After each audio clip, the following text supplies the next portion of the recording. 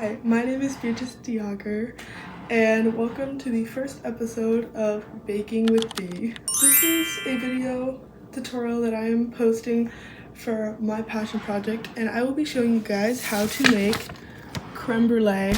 I found this recipe off of allrecipes.com, so let's hope for the best.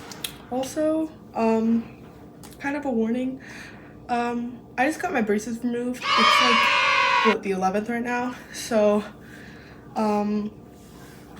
if my voice or how I'm speaking is a little slurred, it's because I'm not used to my retainers yet, so I may sound kind of dumb at times. So first, I'm going to show you all of the ingredients and tools that you will be needing to make creme brulee.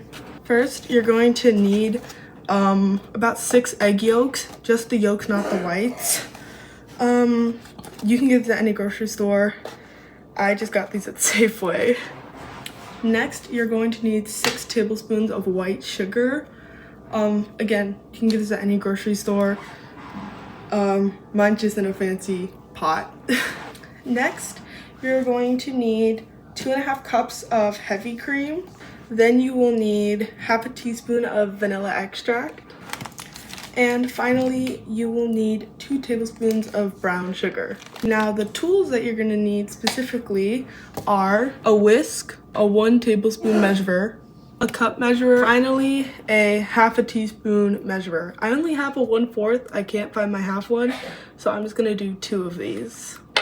Then you'll need one of these micro torches.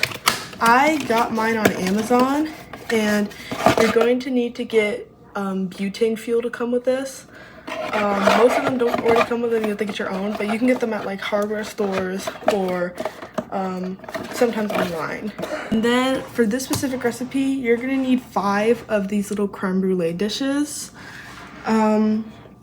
These have to be able to handle really hot liquid and to be able to go into the oven. So you want to make sure you're getting the legit thing. So your first step is to preheat your oven to 300 degrees Fahrenheit or 150 degrees Celsius.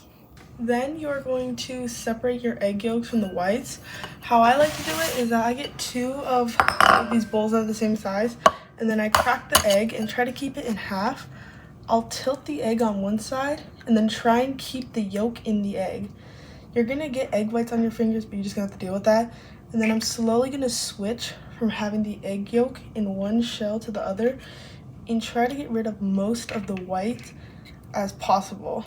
Then when you think you've gotten enough, you're going to pour it into the separate bowl. And you're gonna do this for all of the eggs.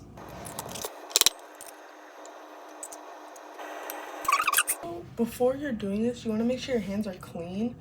I washed my hands before I started recording this, but you want to always make sure that you have clean hands when you're baking or cooking or anything. Gross. Then after you're separating the eggs, you're going to want to wash your hands because your hands are probably going to be slimy and smell like egg. Then you're going to get rid of your egg whites and you're going to transfer your yolks into a bigger mixing bowl. You're going to mix your 6 egg yolks, 4 tablespoons of white sugar, and your half teaspoon of vanilla extract. You will then whisk all of these together. And you're gonna whisk it until it looks like this. Then you're gonna set that aside and we're gonna go on to the more difficult part. This is when you're gonna want to be really careful because we are gonna be using a stove and a hot saucepan. So what you're gonna do is that you're gonna put your saucepan on low heat and then pour in your 2.5 cups of whipping cream or heavy cream. And then you're gonna stir this until it's about to boil or almost comes to a boil. Since this part takes a while, something you can do is practice using your blowtorch.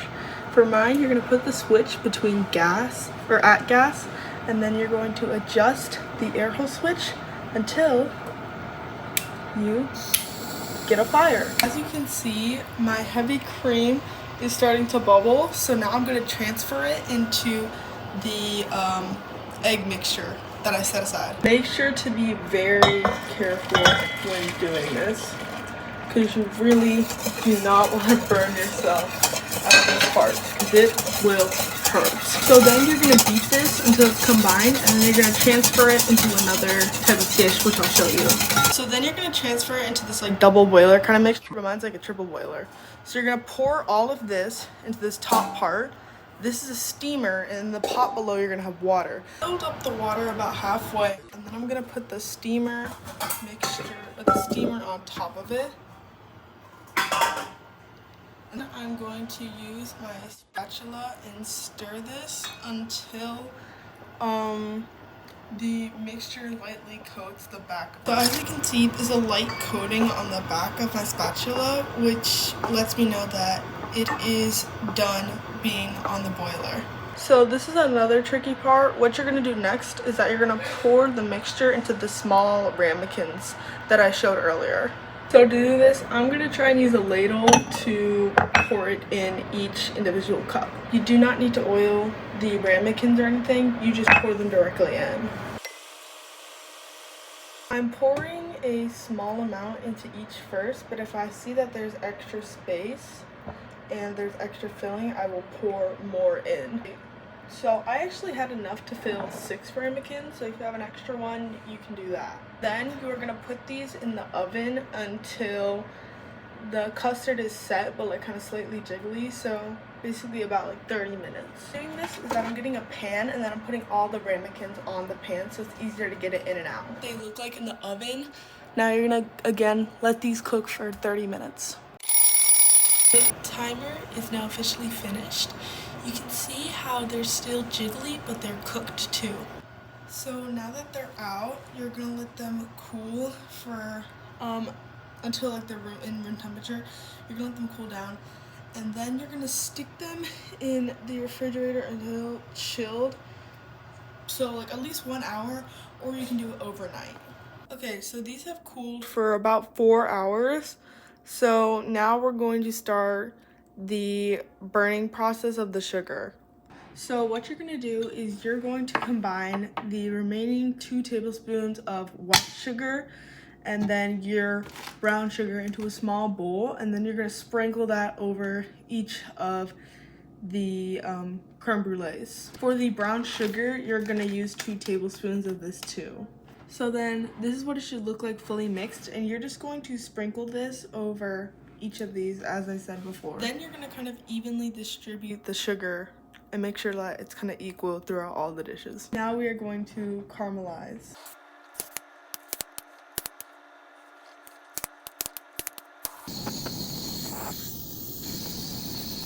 This is what it should look like, and then you're going to pop it in the fridge for another 10 minutes to make sure that the custard is fully set. This is what they all look like right after broiling. So you're going to put these in a fridge for another 10 minutes just to make sure they're all set and the top coating is hard. So this is what it looks like after cooling. One thing I will say I wish I did was I wish I broiled it more, but you can still hear that it's set. So I'm going to dig into it and rate it 1 out of 10. That's pretty good.